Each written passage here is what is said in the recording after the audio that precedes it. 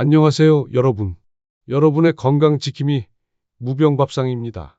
갑자기 쌀쌀해진 날씨에 콜록거리는 기침 소리가 여기저기서 들려옵니다. 이맘때쯤이면 찾아오는 불청객 바로 감기인데요. 병원에 가는 것이 물론 가장 좋은 방법이지만 우리 선조들의 지혜가 담긴 민간요법으로도 감기의 불편함을 덜어낼 수 있다는 사실 알고 계셨나요? 오늘은 우리 민족의 위대한 의학서 유네스코 세계기록유산인 동의보감에 담겨있는 감기 민간요법의 놀라운 비밀을 여러분께 소개해 드리려고 합니다. 400년이 넘는 시간 동안 우리 조상들의 삶과 함께 해온 동의보감의 지혜를 지금부터 함께 파헤쳐 보겠습니다. 동의보감은 단순히 병을 고치는 처방전이 아닙니다. 허준 선생은 사람의 몸을 하나의 소우주로 보고 병의 근본 원인을 찾아 다스리는 것을 목표로 삼았습니다. 감기 역시 마찬가지입니다. 현대의학에서는 감기를 바이러스에 의한 호흡기 질환으로 정의하지만 동의보감에서는 감기를 단순히 외부의 바이러스 침입으로만 보지 않았습니다.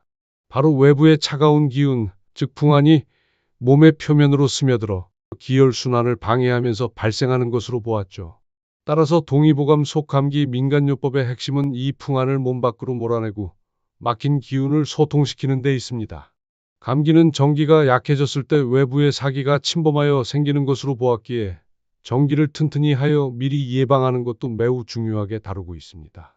자, 그럼 이 풍환을 몰아내고 전기를 다스릴 수 있는 첫 번째 비법부터 함께 알아보겠습니다. 첫 번째로 소개해드릴 민간요법은 바로 생강과 팥뿌리입니다.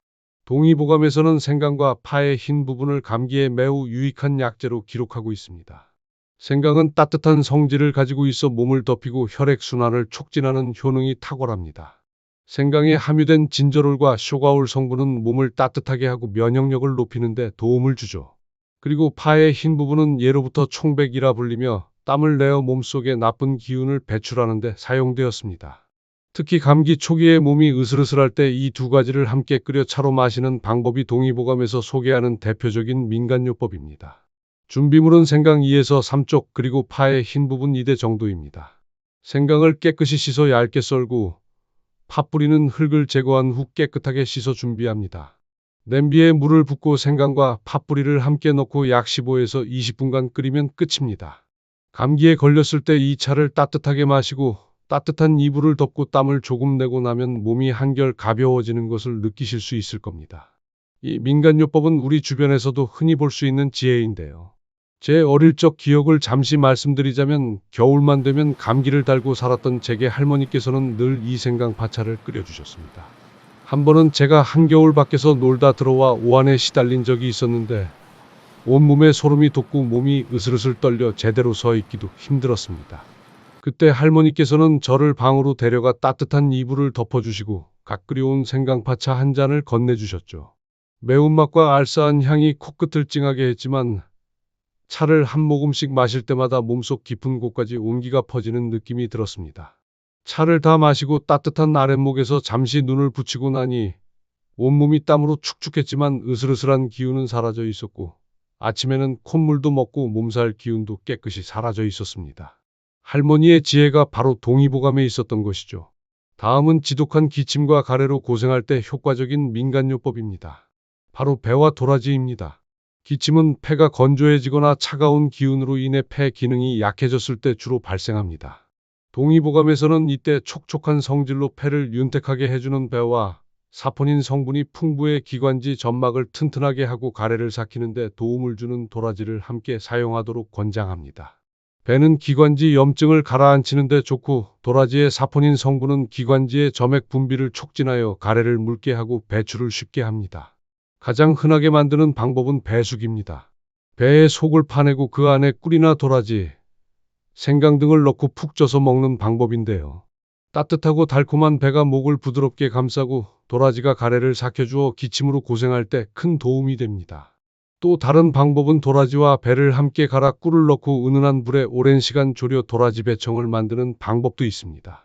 감기에 걸렸을 때마다 한 숟가락씩 따뜻한 물에 타서 마시면 목의 답답함이 해소되고 기침이 줄어드는 효과를 볼 수 있습니다. 제가 아는 한 지인께서는 환절기만 되면 마른 기침을 하는 만성 기침 환자였습니다. 병원에서 처방받은 약을 먹어도 일시적일 뿐 기침은 계속되었고 특히 밤에 잠을 잘 수 없을 정도로 기침이 심했습니다. 우연히 동의보감 속 배와 도라지 이야기를 듣고 직접 도라지 배청을 만들어 드시기 시작했습니다. 처음에는 반신반의하셨지만 꾸준히 드신 후에는 기침 횟수가 현저히 줄고 무엇보다 목의 건조함이 사라져서 밤에 편히 잠을 잘 수 있게 되었다고 말씀하셨습니다. 도라지 배청은 한번 만들어두면 냉장고에 보관하며 두고두고 먹을 수 있어서 감기 예방을 위한 상비약처럼 활용하기도 좋습니다. 감기의 또 다른 불청객 바로 온몸이 쑤시고 으슬으슬한 몸살입니다. 동의보감에서는 이럴 때 칡뿌리를 사용하라고 권합니다. 칡뿌리는 열을 내리고 근육의 통증을 완화하는 효능이 탁월합니다. 특히 몸살로 인해 열이 나고 온몸이 쑤실 때 칡뿌리차를 마시면 해열 작용을 돕고 몸의 긴장을 풀어주어 통증을 완화시키는 데 도움을 줍니다. 칡뿌리에는 이소플라본과 폴리페놀 성분이 풍부하여 항염 및 항산화 효과도 기대할 수 있습니다. 칡뿌리를 잘게 썰어 물에 넣고 끓이면 되는데요. 칡뿌리는 특유의 쌉쌀한 맛이 있어 꿀이나 대추를 함께 넣고 끓여주면 맛과 효능을 모두 잡을 수 있습니다. 차를 마시고 따뜻한 곳에서 땀을 푹 내고 나면 몸살 기운이 사라지는 것을 느낄 수 있습니다.